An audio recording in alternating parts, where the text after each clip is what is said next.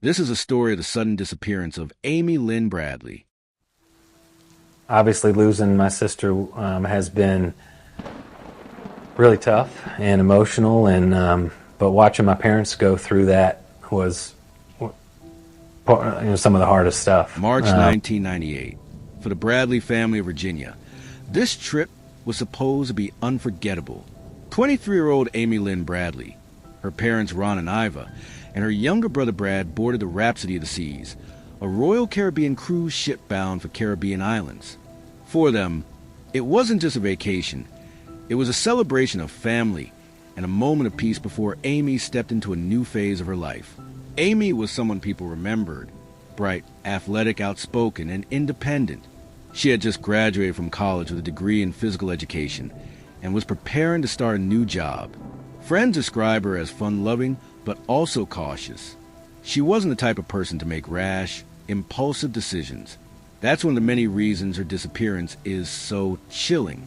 On March 23rd, Amy and her family spent the evening at a party on board. The ship's nightclub was buzzing with music, drinks, and laughter. Amy and her brother Brad were seen dancing with fellow passengers and members of the ship's band, Blue Orchid. One band member, in particular, seemed unusually friendly with Amy, and some witnesses later said she spent much of the night near him. By around 1 a.m., Amy returned to her cabin with her brother. Both were tired, but the energy of the party lingered. Over the next few hours, family members drifted in and out of sleep. At about 5:30 a.m., Amy's father Ron awoke briefly. Through the balcony doors, he saw his daughter sitting outside, quietly watching the waves. Relieved to see her safe, he went back to bed. But when he checked again around 6 a.m., Amy was gone. Her shoes, cigarettes, and belongings were still in the cabin. It was as if she had simply stepped away and never returned. At first, her parents assumed she might be exploring the ship or getting breakfast. But after half an hour with no sign of her, panic spread. The family split up, frantically searching every floor of the ship. Lounges, restaurants, hallways, pool decks. There was no trace of Amy. Her parents immediately reported her missing. They begged the ship's captain to lock down the vessel and prevent passengers from leaving when they docked in Curacao. But shockingly, their request was denied. The captain insisted that Amy must have simply gone overboard and allowed passengers to freely disembark. This decision remains one of the most controversial aspects of Amy's case. A proper lockdown could have contained suspects, secured evidence, or even save her life. Instead, precious hours slipped away. Early witness accounts. As investigators scrambled, troubling witness reports began to surface. Some passengers said they saw Amy in the ship's elevator with a crew member shortly after dawn. Others claimed she was spotted walking on deck with a band member she had danced with. A taxi driver in Curacao later insisted a young woman matching Amy's description had approached him that very morning, frantically asking where she could find a phone. These reports painted a disturbing picture. Amy may not have vanished into the ocean at all. She might have been alive and in desperate need of help. What followed over the years only deepened the mystery. In 1999, a U.S. Navy officer claimed he encountered a distraught woman in a brothel in Curacao. She reportedly told him her name was Amy and begged for help before being taken away by handlers.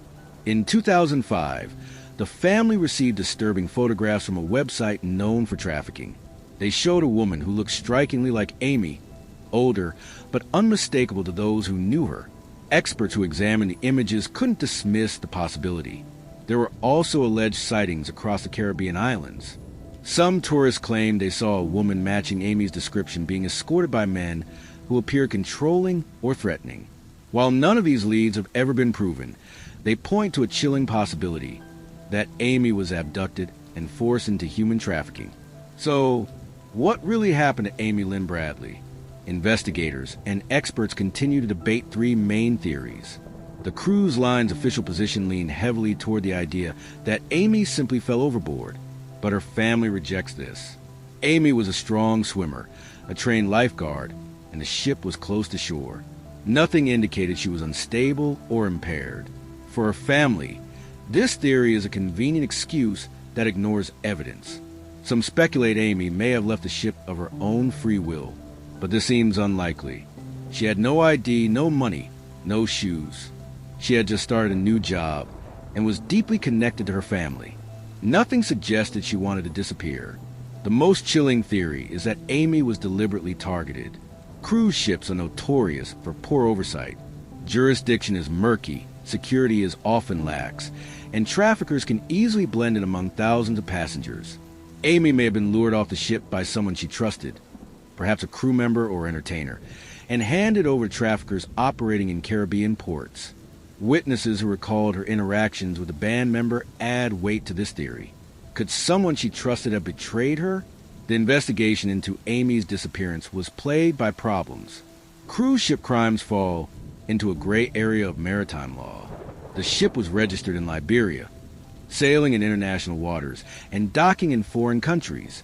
This created confusion over who had jurisdiction. By the time the FBI got involved, days had passed and evidence had been lost. To this day, critics argue that the cruise line failed the Bradley family, not only by refusing to lock down the ship, but by delaying cooperation with authorities. For many, this raises disturbing questions. Did the crew know more than they revealed? Was something being covered up? For the Bradley family, the nightmare never ended. Ron and Iva Bradley dedicated their lives to finding answers. They appeared on America's Most Wanted, Oprah, and other national programs. They followed every lead, no matter how small. They even hired private investigators to track alleged sightings. Despite their tireless efforts, Amy has never been found. In 2010, she was declared legally dead, but her family continues to hold out hope. For them, Amy is not just a missing person.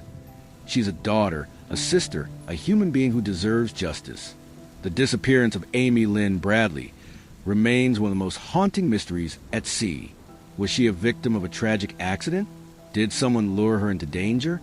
Or is she still out there, a captive in the shadows of a human trafficking network? The truth may never be known.